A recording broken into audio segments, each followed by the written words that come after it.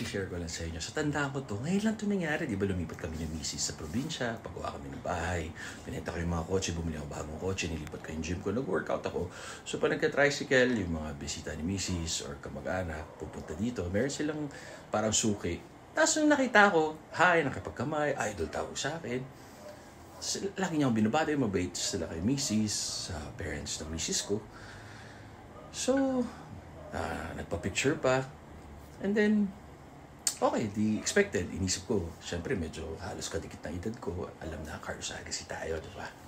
And then, nakita ko kanina na malengke. Dala-dala ko yung new car, binusinahan ko, babahay ako. Tapos nagtilian lahat.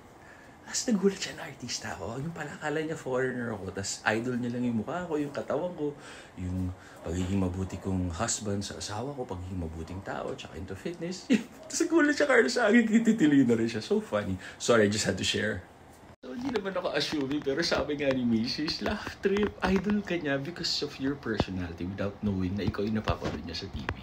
So, ibig sabihin, akala niya, 28 din lang ako, kaedad ko si Mrs. Magpo-46 na ako sa December. So, sobrang thank you. Mukha raw akong bata. Tapos, yun nga sinasabi niya, napakabait ko. Ito, inaano niya, pero pauwi na kami. Dala ko yung new car ni Mrs. Ako yung nagdadrive. So, yun lang, just sharing. I hope na tawa kayo or anything not mean to brag or anything not assuming o ganyan. Everything positive. God bless. Always pray.